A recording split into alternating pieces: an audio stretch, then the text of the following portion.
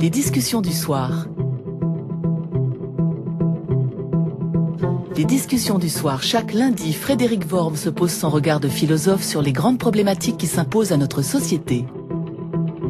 Ce soir, j'ai le plaisir de recevoir Frédéric Tadei, animateur de radio et de télévision et aujourd'hui directeur de la rédaction du magazine Lui.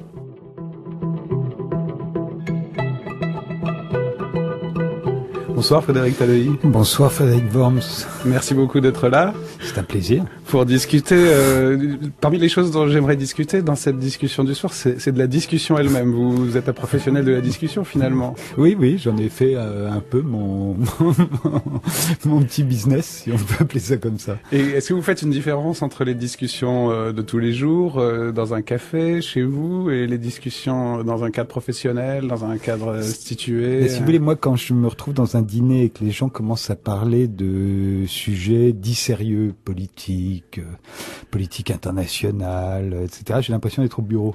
Ah oui. Et alors, ils croient me faire plaisir, alors qu'en fait, ça m'ennuie terriblement. Ah oui, c'est parce que vous êtes dans un dîner avec un grand D. Non, c'est parce que justement, j'ai tellement l'habitude de discuter de ces choses-là avec des gens extrêmement pointus. Ah oui. Ah d'accord. que d'en discuter comme ça pour en discuter me semble totalement sans intérêt, quoi. Vous pouvez plus discuter comme de la pluie et le beau temps au café du commerce. Non, c'est comme quelqu'un qui serait habitué, je sais pas moi, à jouer au tennis uniquement avec de très grands tennismen, ouais. Et à qui on demanderait de taper des balles le dimanche. C'est pas possible. C'est vrai que c'est difficile. Et mais surtout que ces discussions-là, moi, je les anime. À la limite, je les relance. Je crois les comprendre. Mais au fond, je n'y participe pas. Je ne fais pas la publicité de mes opinions sur ce sujet. Et de vous retrouver dans une conversation ordinaire, symétrique au fond. Voilà, ordinaire, on me demande ce que je pense de l'euro. Si vous voulez, je me dis, mais ça vous fait bizarre. Oui, vous avez envie tout de suite de faire une table ronde. Mais surtout, ça n'a aucun intérêt, ce que je pense de l'euro. Vous voyez, j'ai déjà si souvent entendu des gens qui avaient des avis sur la question extrêmement travaillés que de donner ma pauvre opinion ou d'entendre la pauvre opinion des autres me semble sans intérêt. D'accord, parce que en même temps, quand on discute avec quelqu'un, c'est pas forcément pour donner son opinion, c'est simplement pour le plaisir de bavarder. Ben moi, donner son opinion, c'est déjà très fort. Oui, moi d'ailleurs, quand on bavarde, j'ai tout fait pour ne plus avoir aucune opinion. Donc je crois y être parvenu. Mais en revanche, je pense qu'on peut bavarder de tas d'autres choses. Ce sont ces sujets qui me semble inutile de discuter comme ça entre amateurs. Voilà. D'accord, je comprends. C'est quand même plus intéressé d'en discuter entre professionnels ou avec des professionnels. Si vous voulez. Alors il y a aussi un autre genre de discussion qui est un peu celle qu'on va avoir, même si je pense qu'on va aussi avoir tous les autres au passage. C'est la discussion, j'allais dire au second degré, l'entretien sur les entretiens justement. Donc là, on a commencé déjà, et je pensais à des entretiens que vous avez eus dans des journaux, par exemple, justement sur votre métier au second degré, au fond des entretiens sur les entretiens. Il y en a un qui m'a beaucoup frappé avec Koweït. Je ne sais pas si vous vous souvenez de cet entretien qui a été publié. Et dans cet entretien avec Koweït, vous confrontez en un sens vos pratiques de l'entretien. Et il y a un moment très intéressant. D'ailleurs, la présentation même de l'entretien m'a beaucoup frappé. On dit, voilà, il y a d'un côté l'intellectuel et d'autre côté l'animateur. Et là, justement, vous êtes l'intellectuel. Au royaume des aveugles, les borgnes sont rois.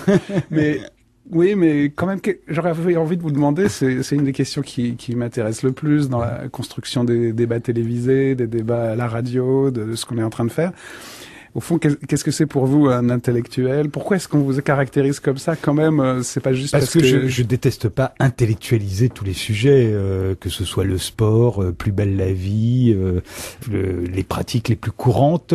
J'aime, oui, d'une certaine manière, les intellectualiser, rendre ça intelligent. Mais j'aime aussi que ce soit intelligible. Au fond, moi, je parie toujours sur l'intelligence des gens qui écoutent ou la radio ou qui regardent la télévision. Sur France Culture, c'est normal. Tout le monde sait que sur France Culture, tout le monde est intelligent, ceux qui sont derrière le micro et ceux qui écoutent la station. Pas une garantie sur facture à l'université. Ça n'est évidemment pas une garantie sur facture, mais disons que c'est un pari qui est normal. Ouais. C'est pas forcément le cas ailleurs. Et même pas sur les chaînes de télévision publiques. Et ça l'est de moins en moins. Donc comme moi je persiste à penser que les gens sont intelligents, je pense qu'il faut être essayer, dans la mesure de ses moyens, d'être intelligent sur tous les sujets. Mais il faut aussi être intelligible. Qu'est-ce que vous entendez par intellectualiser, Frédéric Tadei? Quand, par exemple, vous avez un sujet qui vous vient, mettons que ce soit l'euro ou tous les sujets aussi inattendus là que vous avez cités, qu'est-ce que vous entendez par intellectualiser? C'est aller chercher des experts? Ah non, les experts, c'est horrible. Non, c'est sortir de tout l'aspect technique, qui a son intérêt, bien entendu. Il y a un aspect technique, et puis après, il y a un aspect intelligent. Si on parle de photos, par exemple, c'est le premier sujet qui me vient à l'esprit. On peut parler technique. Comment on fait une photo, etc., etc. Et qu'est-ce que le numérique a changé par rapport à la pellicule. Et puis on peut parler de façon intelligente, c'est-à-dire qu'est-ce que la photo a changé quand elle est apparue. Et là, je peux vous en parler des heures, beaucoup plus longtemps que de la technique. Et encore aujourd'hui, le fait qu'on se promène toute la journée avec un appareil photo dans la poche, glissé dans notre téléphone portable, ça change énormément de pratiques, ça change notre vision du monde. Ça fait que nos enfants aujourd'hui ont plus de photos d'eux à 4 ans que n'en avait le fils de John Kennedy, vous voyez, qui a pourtant été mitraillé à mort. Et ben, nos enfants aujourd'hui ont plus de photos d'eux mais même que Marlène Dietrich à la fin de sa vie, qui elle aussi a été mitraillée à mort. Vous voyez, tout ça, ça change. Ça, pour moi, c'est intellectualiser. Oui, je comprends. C'est déjà un autre regard que la pure technique, mais c'est encore un regard assez technique parce que, par exemple, là, vous dites, bon, il y a le technicien qui sait comment prendre les photos, et puis il y a celui qui, au fond, saura parler de la photographie, mais avec un autre savoir, avec une histoire historique, par exemple, historien de la photo, ou un questionnement. Un questionnement que n'ont pas forcément les historiens de la photo. C'est un questionnement simplement de celui qui s'intéresse à la vie, à l'époque. Moi, c'est au fond ce qui m'a toujours intéressé, c'est de comprendre mon époque. Alors, comprendre son époque, c'est comprendre que, pour rester dans le domaine de la photo ne tient plus le même rôle aujourd'hui en 2017 qu'elle tenait en 1987. Je comprends. Et encore moins qu'elle tenait en 1957 et en 1887. Donc intellectualiser, c'est avoir ce recul, quel qu'il soit, même s'il n'est pas validé par une institution comme expertise, et peu importe cette validation, mais ça on le comprend bien. Et l'autre côté, vous dites ça rendre intelligible, est-ce que ça rejoint pas l'autre partie de l'intellectuel? En France, l'intellectuel, c'est une figure assez sacrée quand même, donc c'est celui qui sait quelque chose, mais qui aussi sait l'expliquer. Mais c'est pas seulement celui qui sait l'expliquer, c'est aussi celui qui s'engage un peu dans son propos, qui défend une thèse. Est-ce que ça reste ça pour vous aussi, l'intellectuel? Après, alors attention, moi là, je viens de vous donner la définition de ce que j'estime, moi, comment je fais pour intellectualiser, entre guillemets, dans mon métier. C'est pas pour autant que je me mets à la place d'un intellectuel, c'est-à-dire d'Alain Badiou ou de Régis Debray, qui sont des intellectuels aujourd'hui en 2017. J'écris pas de livres, je ne cherche pas à propager mes convictions, mon système de pensée, ma vision du monde. Maintenant, ma vision du monde intervient dans les interviews que je peux faire ou les débats que j'ai animés. Non, mais restons même sur les noms que vous venez de citer.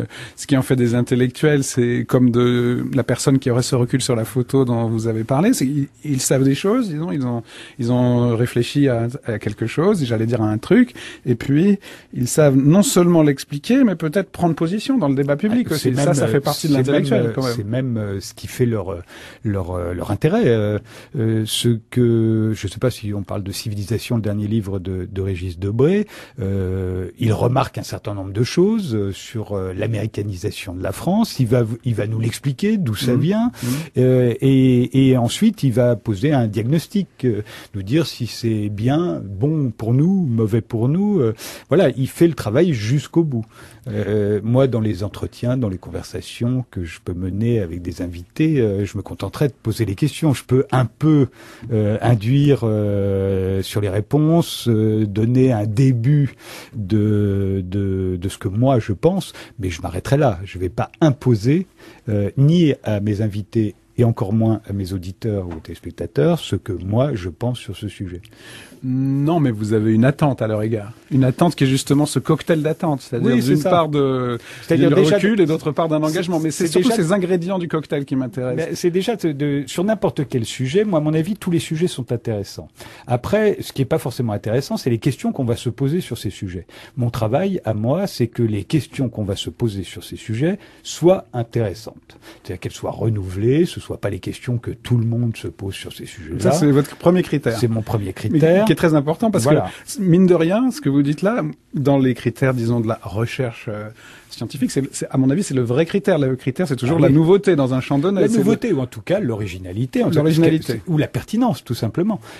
Donc, il n'y a pas de mauvais sujet, on peut tous les prendre. Il y a des sujets sur lesquels moi je ne m'aventurerai pas, la santé par exemple, parce que j'estime que n'y connaissant rien, on peut me raconter n'importe quoi et je suis incapable de faire le tri dans ce que mes invités me diraient. Les sciences, c'est la même chose, mais ça on peut en parler d'un point de vue... Donc vous feriez pas d'émission sur la santé ou les sciences? Jamais. Sur les sciences, il m'est arrivé d'en faire, mais dans la mesure de la compréhension et seulement dans le cadre des principes de la morale éventuellement. Est-ce qu'on peut faire des recherches dans tel domaine? Là, je peux. Donc ça c'est intéressant parce que quand même vous voulez être vous-même un peu sur le même terrain que votre invité, ce qui est... c'est la nécessité. Sinon, il me raconte n'importe quoi. Vous savez, quand vous invitez quelqu'un et que vous vous entretenez avec lui, en tout cas tête-à-tête pendant assez longtemps sur sa carrière, par exemple, faut tout savoir de lui. Ah oui, alors j'ai pas assez préparé parce que je ne sais pas tout de vous, là, Frédéric. Moi, je peux vous mentir. Par exemple, vu que vous ne savez pas tout, je peux vous dire que moi, je fais constamment très attention à ces trucs-là, ou vous dire je ne fais jamais de débat sur la santé et vous mentir. Ce qui m'intéresse de toute façon, c'est pourquoi vous dites ça. Donc moi, je vais surtout vous demander pourquoi vous me dites ça. Il n'y a aucune raison que je vous mente, mais pour que les gens puissent pas vous mentir, il faut tout savoir. Quand vous faites un débat, une discussion sur l'euro, vous allez savoir absolument tout ce qui se dit actuellement sur l'euro, vous voyez, et pour pouvoir justement comprendre le débat, la discussion qui a lieu sous votre, j'allais dire mon autorité, mais c'est peut-être beaucoup dire, mais donc vous devez tout savoir. La santé, ce serait pas possible, donc jamais je m'aventure sur ce terrain. Il y a quelqu'un qui pourrait me dire on guérit le cancer à distance avec la télékinésie. J'aurais vague idée que c'est pas possible, mais après tout, qui sait? Mais juste pour rester sur cet exemple, et puis après revenir sur les principes, s'il y a un débat de société sur une question de santé, au fond, on attend du savant qui s'engage qu'il nous rappelle des faits un peu de base, ce qui se passe, et puis on va vérifier, ou bien vous pouvez inviter un expert, et puis quand même, vous avez le droit de faire un débat de société sur justement cet enjeu de société en tant qu'enjeu de société. Absolument. J'ai fait des débats, fallait-il se faire vacciner au moment où personne ne se faisait vacciner? Vous savez, j'avais fait le débat là, mais parce que c'est moi en tant que citoyen, je suis à même de savoir de comprendre pourquoi il faut se faire vacciner ou pas. Maintenant, moi, il faut jamais dire le mot expert avec moi. Non, mais moi, je déteste les experts, ça n'existe pas. Il n'y a que des idéologues. Et d'ailleurs, vous prenez 2 médecins et sur le cancer, il y en a pas 2 qui vont vous dire exactement la même chose. Dès l'instant où on est à un niveau de débat, si vous voulez. Donc, il n'y a pas d'expert. C'est pas parce que quelqu'un a un diplôme d'historien qu'il est un expert de l'histoire de la Seconde Guerre mondiale, vous voyez. Non, je comprends. En tout cas, un intellectuel ne se réduira jamais à un expert, ça c'est sûr. Il y aura toujours cette part d'idéologie dont vous parlez, mais d'un autre côté, vous respectez suffisamment, disons, le savoir pour dire si je ne sais pas assez, donc c'est quand même, bon, oublions le mot expert, mais c'est quand même un enjeu pour vous, puisque vous dites si j'en sais pas assez, non, je vais pas faire d'émission, parce que justement, l'expertise va jouer comme intimidation, comme rapport de pouvoir, peut-être. Oui, dans la surtout, discussion. Et puis parce que vous ne pouvez pas reprendre votre invité, ce que je peux faire sur à peu près tous les autres sujets, en lui disant non, là, vous exagérez, ou ce que vous dites là, attention, vous êtes le seul à le dire, par exemple. Vous voyez, c'est des choses comme ça, ce sont des notions importantes pour maîtriser une discussion. Et pour vous, ce cocktail d'éléments qui fait l'intellectuel, j'aurais presque envie de dire aussi l'intellectuel français, parce qu'au fond c'est un genre en soi, hein, c'est une espèce dans le bestiaire humain assez intéressante à étudier. Ce cocktail, il existe encore? Il y a encore des gens qui articulent toutes les dimensions du cocktail? Absolument, mais moi je pense que le cocktail il est encore plus large que ça, c'est-à-dire pour moi il ne se réduit pas aux intellectuels. L'intellectuel, c'est celui qui pense. Au fond, est-ce qu'il sait vraiment quelque chose, l'intellectuel? C'est pas forcément nécessaire. L'important, c'est qu'il pense la chose et qu'il nous donne ensuite une direction, un mot d'ordre, ou qu'il pousse un cri, comme le faisait Jean-Paul Sartre. Ouais. Vous voyez, c'était ça l'intellectuel français. Est-ce que Régis Debray ou Alain Badiou, je pense à eux deux parce qu'on les mentionnait tout à l'heure, que je les ai reçus récemment et que je les aime beaucoup l'un comme l'autre, est-ce qu'ils savent quelque chose? Vous voyez, c'est pas ce qu'on leur demande. On leur demande pas de savoir quelque chose. Ce que je demande, c'est quand j'interviewe un sociologue, un historien, un Jean Viard, par exemple, que j'aime beaucoup, ou Christophe Granger sur la naissance des corps d'été. Ils ont fait un travail de recherche pour savoir comment, à un moment, on s'est mis en maillot de bain sur les plages. Ça, je pense à Christophe Granger. Il sait quelque chose parce qu'il est allé chercher à quel moment ça a commencé, qu'est-ce que ça a posé comme problème, etc. Là, il sait. Vous voyez, et c'est son savoir, sa compilation au fond, puisqu'il est allé aux sources, il est allé revoir les journaux, etc. Là, il sait quelque chose, ça m'intéresse. Mais au fond, ce qui nous intéresse moins, et alors, à ce titre, est-ce que c'est un intellectuel? C'est ce qu'il pense de tout ça. Il va le rajouter, ça va être intéressant, mais au fond, c'est pas le principal de son travail. Oui, je comprends bien, mais c'est pas forcément le contenu de son savoir. Mais est-ce qu'un intellectuel doit pas, au minimum, se revendiquer de la vérité, du savoir? C'est-à-dire, c'est même ce vieux mot d'intellectuel qui est apparu dans l'affaire Dreyfus. On pourrait se demander pourquoi le premier modèle d'intellectuel, au fond, c'est même pas un philosophe, c'est Zola, un écrivain, et on pourrait dire, bon, il se mêlait de ce qu'il regardait pas en écrivant. Au contraire, pour moi, les écrivains sont bien meilleurs que tous les intellectuels. Oui, mais alors, Zola était un écrivain d'un genre bien particulier, qui était naturaliste, c'est-à-dire qu'il se réclamait de la vérité. Sa littérature, il l'écrivait pour dire la vérité du rapport social en France. Qu'est-ce que c'est qu'un ouvrier dans les mines? Qu'est-ce que c'est les grands magasins? Enfin, faire une enquête sociale. Le naturalisme et donc, c'est en revendiquant la vérité dans la littérature qu'il avait le droit d'aller la demander dans les tribunaux. Moi, je crois que c'est plutôt la réalité que la vérité. Mais oui, c'est très différent. Mais même sur la réalité, il pouvait se tromper, Zola. Mais ça fait rien. Pour moi, un grand écrivain, un grand artiste est toujours dans le vrai.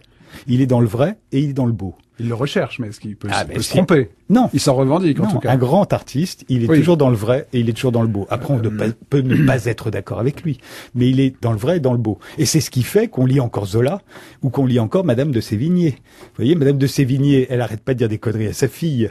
Mais c'est tellement beau et c'est tellement vrai quand on est une mère au XVIIIe siècle. D'accord. Pour reprendre l'exemple de Zola ou de Sartre ou des grands intellectuels du XXe siècle français, disons, ils ont leur pratique d'artiste.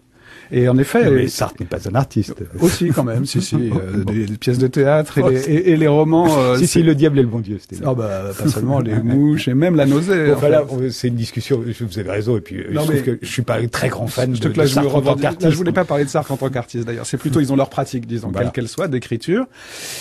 Mais ils ont la particularité aussi de chercher à en comprendre les raisons, les principes. Par exemple, Zola, donc, il fait du naturalisme, mais il le théorise, et puis il écrit un évangile qui s'appelle Vérité. Puis après, il intervient dans l'affaire Dreyfus. Sartre, il fait l'être et le néant, mais il dit il y a la liberté, puis il intervient au nom d'un principe. Qui est celui d'un philosophe, c'est un philosophe. Et donc, un artiste, pour devenir un intellectuel, il doit passer à un moment par un principe, par une valeur. Non, pour moi, c'est là où je reviens au cocktail que vous décriviez tout à l'heure. Ouais. Pour moi, les plus grandes, les meilleures discussions qui ont pu avoir lieu sur le plateau de Ce soir où j'admets, par exemple, c'est que il y avait des intellectuels, il y avait des sachants, comme on dit, c'est-à-dire celui qui a travaillé, qui est allé chercher l'historien, le sociologue, etc., etc. Et puis il y a les artistes. Et quand les artistes s'en mêlent, là, tout à coup, il y a une autre dimension du réel qui intervient, qui, à mon avis, est bien plus forte quand ce sont de grands artistes.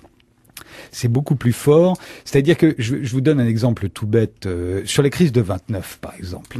Il n'y a pas, aller chercher ce qu'ont écrit les journalistes à l'époque, n'a aucun intérêt.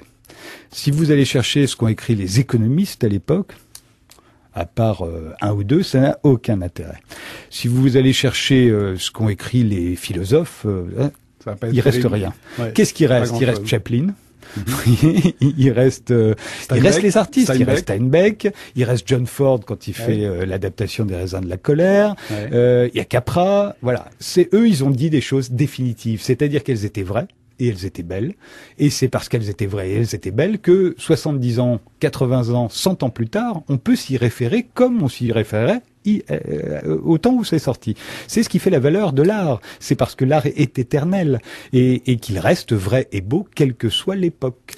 Et c'est pour ça que sur ces sujets qui nous occupent, j'ai souvent entendu des auditeurs, des téléspectateurs en disant mais en quoi ces gens-là sont légitimes à venir nous parler? Mais quelle ignorance et quelle stupidité. Il est pas évidemment qu'un grand artiste est légitime puisque ce sont eux qui au fond ont façonné notre vision du monde sur la plupart des sujets. Ce que nous pensons de l'Amérique a été bien plus façonné par John Wayne et Martin Scorsese que par l'envoyé spécial de TF1 à Washington. Oui, mais enfin, s'ils n'ont pas du tout un principe qu'on puisse discuter, comment est-ce qu'on va pouvoir même être en désaccord avec eux? Est-ce qu'il n'y aura pas un argument d'autorité du style c'est un grand artiste, donc il a raison pour discuter. Dans une discussion, une fois, il y a on a quand même besoin d'arguments. Sur le plateau de Ce soir ou jamais, il y a eu un choc comme ça entre d'un côté Daniel Cohen et Dominique Méda. Oui. C'était un débat sur les classes sociales, les classes populaires, la lutte des classes. Et en face d'eux, ils ont deux économistes, rappelons-le, pour aussi, enfin, plus que ça, économistes et sociologues. Et en face, ils ont Gérard Depardieu. Et Gérard Depardieu, à un moment, il se contente pas d'avoir un principe, il se contente pas de venir et de vous dire, attendez, j'ai bien étudié la question. Il est. Oui. Vous voyez, c'est-à-dire que Gérard Depardieu, il est tous les hommes à la fois. Il est l'ouvrier, comme il peut être le lendemain le grand patron. Oui, mais... et je vous garantis que l'un comme l'autre, si vous voulez, sont restés totalement stupéfaits. Alors évidemment, on pourrait dire il a eu l'arrogance de l'artiste en plus de la star, qui a fait qu'il les a fait taire.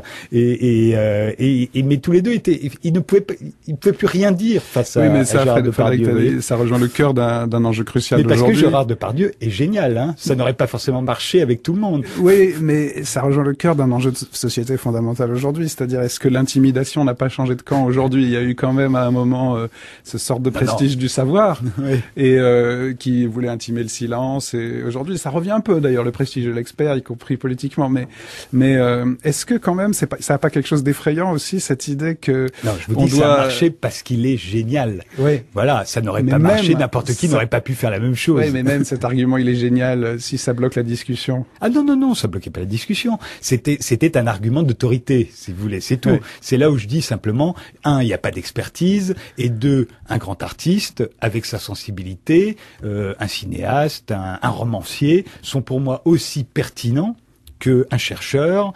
un intellectuel, quelqu'un qui pense, tous ont la même pertinence. Absolument. Après, il y en a qui sont plus convaincants que d'autres, et puis il s'avère après, avec le recul, qu'il y en avait qui avaient raison et d'autres qui avaient tort, mais seul l'avenir nous le dira. Oui, ça c'est très important parce que j'ai l'impression quand même que si on en restait à l'imposition d'une sorte de génie sans pouvoir prendre de recul, discuter, on serait un peu quand même dans la fascination.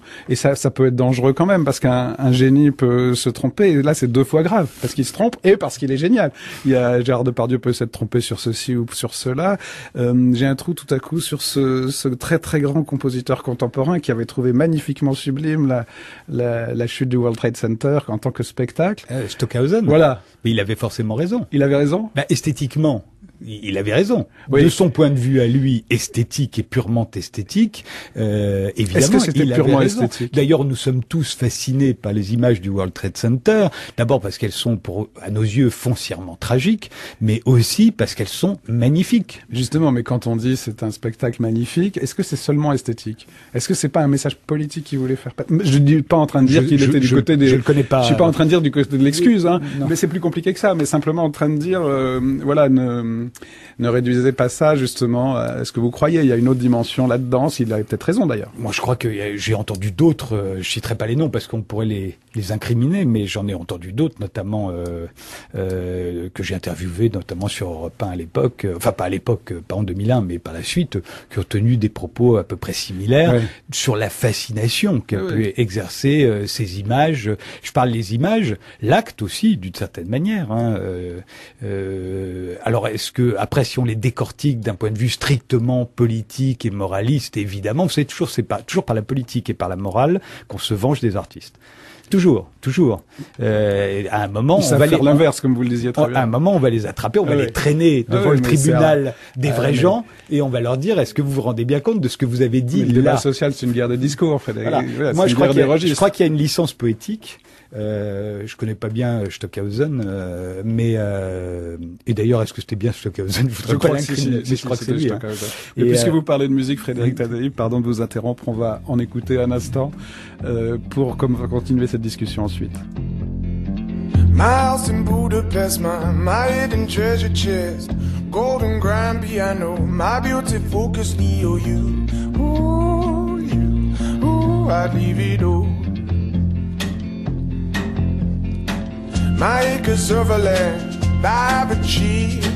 It may be hard for you to stop and believe, but for you, I divido. Ooh, for you, I divido. Give me one good reason why I should never make a change. Baby, if you owe me, then all of this will go away. My many artifacts, the list goes on. If you just say the words, I'll up and run onto you. Donc nous poursuivons cette discussion en compagnie de Frédéric Tadei. Frédéric Tadei, on vient d'écouter un morceau de musique de Georges Ezra qui a été l'un de vos invités dans Ce soir ou jamais, où en effet, comme vous le disiez il y a un instant, vous invitez des artistes, des intellectuels au sens le plus large. Et Georges Ezra était venu chanter cette chanson d'ailleurs, mais il n'avait pas participé à la discussion avant. Mais c'est un bon souvenir. On discutait justement de ce que c'est qu'une discussion, de ce que c'est qu'un intellectuel. J'avais envie de renverser un tout petit peu, par provocation, un tout petit peu. Je vous en prie, renverser tous les droits. De renverser un tout petit peu le problème, en quelque sorte. Parce qu'on dit, il y a des émissions intellectuelles où on invite des intellectuels. En réfléchissant sur la définition de l'intellectuel. Moi, je crois qu'il y a des discussions intelligentes où on invite des gens intelligents. Non, d'accord, mais, voilà.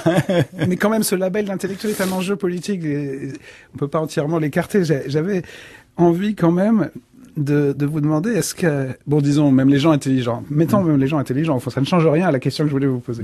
Est-ce que il y a quelqu'un d'intelligent et qu'on l'invite parce qu'il est intelligent, ou bien est-ce que c'est parce qu'on l'invite qu'on le rend, non pas intelligent, mais on définit aux yeux du monde qu'il est quelqu'un d'intelligent? Non, ce qui définit aux yeux du monde... Parce que c'est pas le cadre, autrement dit, qui produit le... C'est que, c'est le mot que vous avez employé que je déteste, le mot expert. Ça, maintenant, depuis quelques années, voilà, je l'ai employé. Non, je vous le reproche pas. Je vous le reproche pas. Je dis juste que là, voilà, ce qu'on définit en invitant quelqu'un sur un sujet, on dit cette personne est un expert. Moi, je n'ai jamais utilisé le mot, mais tous mes collègues l'ayant utilisé à tort et à travers, forcément, quand vous regardez une émission de télévision sur laquelle on va discuter d'un sujet et qu'il y a des gens présents pour en discuter, ça implique que ces gens-là sont des experts. Et moi, quand je mettais au milieu de cette discussion entre des gens qui, évidemment, avaient tout ce qu'il faut pour faire un expert aux yeux de la télévision, je mettais au milieu quelqu'un qui n'avait rien d'un expert parce que c'était un acteur, un romancier, un artiste plastique. On me disait, mais en quoi est-il légitime? Qu'est-ce qu'il a à nous dire? Évidemment, il a à nous dire qu'il a travaillé sur cette question, parfois bien plus profondément que les autres. Évidemment, je n'invitais pas un comédien au milieu pour lui faire dire n'importe quoi sur n'importe quel sujet. Si je l'invitais, c'est parce que il venait de faire un film ou un disque ou une chanson qui avait un rapport précis avec ce dont on parlait. Et à ce moment-là, son avis me semble tout aussi pertinent, intelligent, s'il est intelligent, que celui des autres. Mais ce que je veux dire justement, c'est que en faisant ça, Frédéric Tadei, vous rusez délibérément, et à mon avis c'était nécessaire, ça l'est toujours, avec le cadre dans lequel on vous met dans une grille. Comme tout le monde finalement, avec une case. Là, on dit c'est la case des intelligents, disons par comparaison avec d'autres cases. C'est ce que vous discutiez avec Koé quand vous avez eu cet entretien qui a été publié. Et donc, le cadre définit un certain prisme, au fond, un certain filtre. Et à la fois, vous l'acceptez un peu, vous légitimez des gens intelligents, puis vous rusez avec. Parce que justement, mais moi, j'ai toujours fait ça. Vous l'acceptez et vous le critiquez. Faut toujours faire ça à la télévision. Faut jamais faire exactement ce qu'on attend de vous, puisque ce qu'on attend de vous, d'abord, on n'attend rien, mais on attend grosso modo la reproduction du schéma tel qu'on le connaît. Et à ce moment-là, tout ça n'a aucun intérêt. Il faut toujours prendre la case qu'on vous donne, qui n'est jamais neutre. Qui n'est jamais neutre. On vous dit, grosso modo, on va vous donner la case de l'émission culturelle, et puis vous faites l'émission culturelle que vous avez en tête, que personne n'a jamais faite. Donc, moi, c'était l'émission culturelle. C'était pas l'émission intellectuelle, je parle de Ce soir ou jamais. Donc, n'insistons plus non plus sur le mot intellectuel. Voilà. Mais donc, même s'il a un enjeu de pouvoir aujourd'hui. Il était tout à fait naturel qu'il y ait des acteurs, des chanteurs, des musiciens. En revanche, ce qui n'était pas naturel, c'est que ces acteurs, ces chanteurs, ces musiciens soient mis dans un débat à la même place, à une place équivalente à celle des sachants, c'est-à-dire qu'ils soient intellectuels, historiens, sociologues, chercheurs, etc., hommes politiques. Par exemple, l'homme politique a le droit de s'exprimer sur tous les sujets, mais pas le comédien qui pourtant a travaillé un sujet aussi profondément que les autres. Et c'est là où moi je faisais ma petite révolution, mais aussi dans la définition de l'émission culturelle. Moi, on m'a dénigré au début de Ce soir ou jamais le qualificatif de culturel sous prétexte que je ne parlais pas de l'actualité culturelle. Non, je parlais de l'actualité vue par la culture. Et on me disait, mais si vous parlez pas des livres qui sortent, des films qui sortent, vous n'êtes pas une émission de culturelle. Et je leur disais, moi, je fais bien mieux que ça, puisque je donne à ceux qui publient les livres qui sortent ou qui jouent dans les films qui sortent ou qui les réalisent, je leur donne la possibilité de parler du monde qui nous entoure, ce qu'ils font dans leurs livres et dans leurs films. Ce on, c'est qui, Frédéric Taddeïs? Qui me le reprochait? Oui. C'était généralement les chroniqueurs que j'avais pas pris dans mon émission. Ah, c'est les chroniqueurs. Je croyais, justement, je pensais que c'était plutôt vos employeurs, entre guillemets. Ah, pas du tout, non, ils étaient ravis. Non. Parce que, au fond, ce cadre est un cadre dans des institutions, elle varie. Est-ce que c'est très différent, par exemple, d'être sur une grande chaîne de télévision, avec la conscience quand même disons d'un pouvoir d'intervention, de légitimation, de transgression aussi, et d'être là. Comment est-ce que ça se passe quand on passe d'un cadre à l'autre? Là, en ce moment, donc vous venez de prendre la direction de la rédaction d'un magazine comme lui, qui apporte avec lui un certain cadre, évidemment. Comment est-ce que vous considérez aujourd'hui l'état des lieux? Je veux dire, à la fois, subjectivement, qu'est-ce que ça fait d'être dedans? Et puis, en France aujourd'hui, quel est l'état des légitimités? Quel est l'état des cadres? Est-ce qu'on en a besoin? Est-ce qu'il faut les transgresser? Est-ce qu'on les a pas parfois trop transgressés? Est-ce qu'il faut aujourd'hui les renforcer dans la mesure où il y a aussi Internet, une absence de cadre, un chaos qui nous entoure? C'est une vaste question. J'aurais tendance à dire que c'est la toile de fond quand même. Bien sûr, c'est là qu'on est. C'est Internet ayant drainé un nombre grandissant d'auditeurs, de téléspectateurs, d'internautes, on va dire, mais ayant beaucoup pris aux télévisions, qui restent quand même, les télévisions restent le passe-temps numéro 1 des Français. Il faut pas passe-temps prescriptif. Prescriptif aussi, mais on sait très bien que les gens intelligents ne regardent plus la télévision, en tout cas c'est ce qu'ils disent, et que les jeunes ne la regardent plus non plus. Alors ils la regardent quand même, parce que souvent sur Internet ou sur leur téléphone portable, ils regardent la télévision, mais ils ne le savent pas, ils n'en ont pas conscience. Ils ne savent même pas quelle chaîne ils regardent, etc. Ils voient des bouts comme ça. Donc le fait que les gens intelligents, et les jeunes, mais surtout les gens intelligents, ont déserté la télévision est à mon avis terrible, parce qu'aujourd'hui c'est devenu le mot d'ordre à la télévision, c'est on travaille pour des gens qu'on prend pour des imbéciles. Ça, j'en suis persuadé. Ah oui, au donc fond, vous voulez dire ça a eu un effet. Ah ouais, il y a un effet terrible. C'est-à-dire qu'au sur... fond de soi, les gens qui travaillent à la télévision se disent, il faut que j'aille vers le bas. Ce qui, à mon avis, pour moi, est une catastrophe. Alors, c'est une catastrophe parce que, évidemment, ça dissuade encore plus les gens intelligents de regarder la télévision. Donc, c'est l'abandonner complètement à une entreprise de décérébration générale auquel tout le monde participe. Moi, ça me fait très, très peur. Ah oui, donc c'est comme si la télévision avait intériorisé son échec et dit, voilà, maintenant, le débat se passe ailleurs. Le débat ou n'importe quoi, d'ailleurs. Voilà, ou disons... Parce que pour moi, on peut être ambitieux, intelligent, dans toutes les genres de télévision, dans les jeux télévisés, dans les variétés. Donc l'ambition se passe ailleurs, disons. Oui. Et nous, on n'a plus qu'à survivre nous, en faisant... Nous, on travaille pour la masse. Et c'est quelque chose que moi je déplore. D'abord parce que je crois que c'est faux. C'est-à-dire que je crois que je crois que l'argument d'intelligence reste un argument très porteur à la télévision, comme à la radio, comme dans les journaux, comme ailleurs. Ça veut pas dire intellectuellement chiant. Ça veut dire être intelligent. Les gens ont envie, après avoir regardé une émission de télé, d'être fiers d'eux. J'en suis persuadé.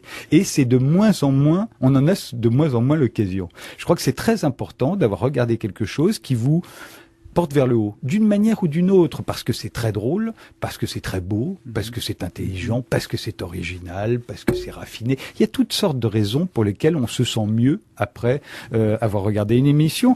Mais la plupart du temps, vous étayez le poste en disant putain, con, mais bon, j'ai un peu honte, mais bon, de toute façon, maintenant, il n'y a plus que ça, alors donc, on s'en contente. Est-ce que vous pensez que c'est encore vrai aujourd'hui, Frédéric Talley? Aujourd'hui, je dis bien presque en le datant, disons, en cette période de 2017, ce diagnostic qui est assez inquiétant. On aurait envie de dire, bon, tant pis pour la télévision, mais en même temps, c'est vrai qu'il y a un vrai enjeu, parce que c'est quand considérable. il y a la question du pouvoir de la télévision sur laquelle j'aimerais vous entendre, mais est-ce que ce que vous décrivez est encore vrai au moment où il y a eu un certain nombre de crises, disons, quand même très très graves dans le monde, en France, politique et autres, et où on a l'impression que les gens se reviennent vers les médias traditionnels, ont une attente vis-à-vis de... Je suis pas sûr qu'ils aient une attente autre que... de comprendre pourquoi les attentats, pourquoi ceci ou cela. Est-ce qu'il n'y a pas quand même aujourd'hui, de nouveau, une sorte de refus du pur divertissement, du besoin quand même de comprendre? Vous avez les deux. Quand vous êtes dans une situation de crise, on va appeler ça comme ça parce que c'est plus simple, situation de crise que nous avons toujours eu. Aujourd'hui, ce sont les attentats. Hier, c'était autre chose. Vous savez, il y a, je crois pas moi à quelque chose de. Après, vous avez une accumulation. Pas que le sol se dérobe un peu sous les pieds. Internet en faisant partie, d'ailleurs. C'est l'impression qu'ont la plupart des gens, souvent parce que les médias ont cette impression que les médias ne cessent de nous dire que le sol se dérobe sous nos pieds, que le monde est devenu incompréhensible, parce que les médias elles-mêmes ne le comprennent plus. Oui, mais c'est un signe. Il y a eu un entretien forcément, vous finissez par convaincre les gens qu'ils ne le comprennent pas non plus. Mais que les médias ne comprennent pas, c'est quand même un signe assez grave. Il y a eu un entretien récent avec l'historien François Hartog sur Mediapart, je crois, pour ne pas le citer.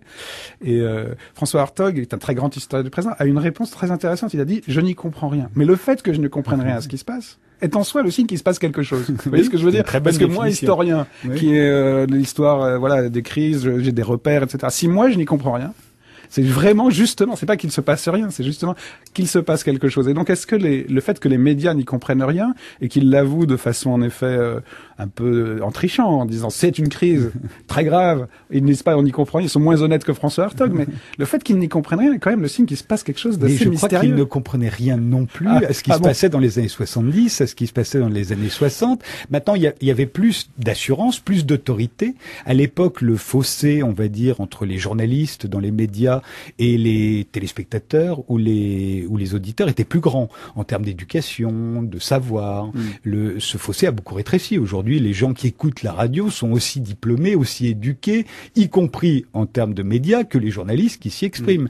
Le fossé entre les politiques et les citoyens était lui-même plus grand. Un ministre dans les années 60, ça vous en imposait. Aujourd'hui, un ministre, ça vous impose rien. Vous voyez, vous n'êtes pas impressionné par un ministre, à part le fait qu'il est ministre, mais vous n'avez pas l'impression. Et donc, tous ces fossés entre les hommes et les femmes avaient la réputation d'être, et elles étaient moins diplômées que les hommes. Aujourd'hui, elles sont plus diplômées que les hommes. Vous voyez, alors, entre les Français et les immigrés aussi, le fossé était beaucoup plus grand. Entre les vieux et les jeunes, le fossé était grand. Il a rétréci de la même manière. Les jeunes aujourd'hui en savent beaucoup plus que les vieux sur beaucoup de sujets. Pour toutes ces raisons-là, évidemment, les rapports entre les médias et les gens ont complètement changé. Complètement. Oui. Et de ce fait, quand ils vous disent qu'ils comprennent pas ce qui se passe, d'abord ils ne l'avouent pas. À l'époque, ils ne l'avouaient pas non plus, encore moins sans doute. Aujourd'hui, ils sont plus tentés de le faire par démagogie peut-être. Mais quoi qu'il arrive, à la fin, moi je vais vous dire tout bêtement, moi je comprends très bien ce qui se passe. Très bien. En ce moment.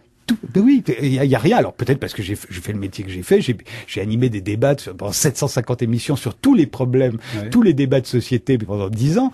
Donc je comprends très bien ce qui se passe. Ça ne veut pas dire que je sais ce qui va se passer demain. Ça veut dire que je comprends très bien ce qui se passe, pourquoi c'est problématique pour nous, pourquoi on est parfois et souvent même dépassé, ou on a l'impression d'être dépassé, pourquoi on a perdu nos repères. Je peux vous l'expliquer. C'est pas le problème. C'est pas pour autant que je sais où est la solution. Ça veut dire que je sais où on en est, voilà. Et je pense que en 1972, c'était aussi compliqué qu'aujourd'hui. Oui, non, mais je suis pas du tout nostalgique de cette prétention au savoir qui écrasait un public qui était moins formé qu'aujourd'hui. Je suis pas tout à fait conscient de cette société plus informée, mais en même temps, l'imprévisible est aujourd'hui constamment à nos portes. En 72 aussi. En 72, sans je doute. dis 72 citez, comme... Non, c'est pas par hasard, vous citez un moment de crise. Disons juste avant. En plus. Voilà, mais disons qu'il y a toujours des périodes de stabilité relative et sans doute illusoire, et des périodes d'événements troublants et sans doute moins troublants qu'on ne croit. Mais il y a quand même à faire le diagnostic de ce qui se passe en ce moment. Et il y a quand même, je pense, c'est pour ça aussi que vous animez des émissions, vous continuez à animer le débat. Si vous continuez le débat, c'est parce que quand même, il y a encore des questions. Parce qu'il y en a plein. Il y en a plein. Et effectivement, simplement, moi, je crois, à la différence de beaucoup de gens, je crois qu'il n'y en a pas davantage aujourd'hui qu'hier, tout simplement. Mais c'est juste ça. Il se trouve qu'aujourd'hui, on va dire, pour faire simple, il y a eu beaucoup plus de révolutions dans tous les domaines ces dernières années que à d'autres époques. Mais c'est pas pour autant que c'est incompréhensible. Tout à fait.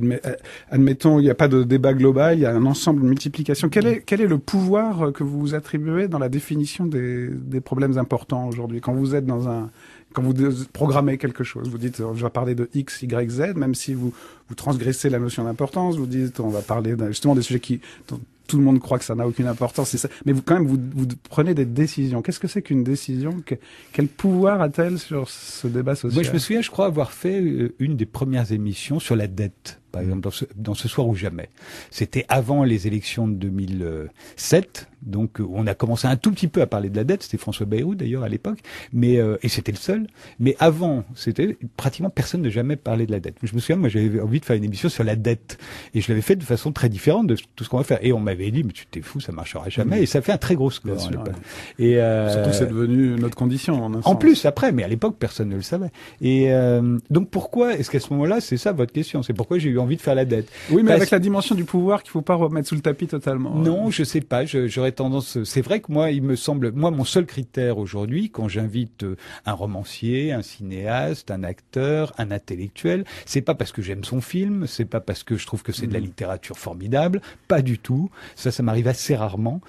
C'est uniquement parce que ça me semble être un reflet de l'époque. C'est-à-dire que ça touche à ce que j'estime être véritablement des sujets d'aujourd'hui. Toutes ces petites révolutions qui sont à l'œuvre, que les gens, la plupart du temps, méprisent ou ne voient pas. On ne voit pas du tout ce qui change dans le monde depuis 25 ou 30 ans. Autrefois, on le voyait parce qu'il y a des ruptures nettes.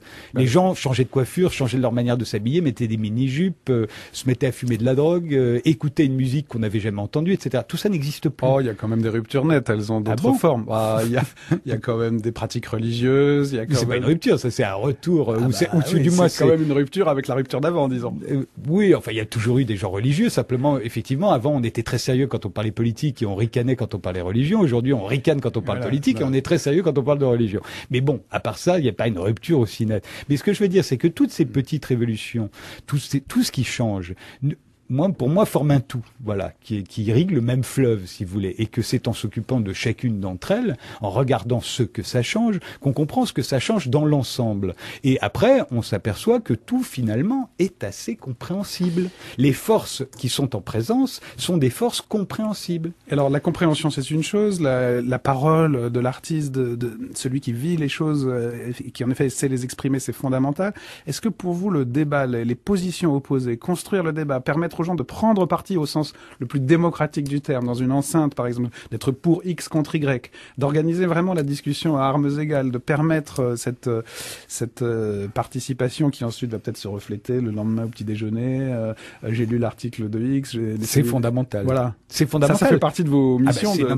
C'est fondamental. Est-ce que ça c'est encore possible? Le fait qu'il y ait par exemple plus de débats à la télévision aujourd'hui, depuis que c'est arrêté ce soir ou jamais, de débats ouverts comme ça l'était à ce moment-là. Ouvert mais structuré en même temps. Structuré, mais ouvert parce qu'on y entendait autre chose que la parole journalistique ou la parole politique, qui sont des paroles assez pauvres dans un débat.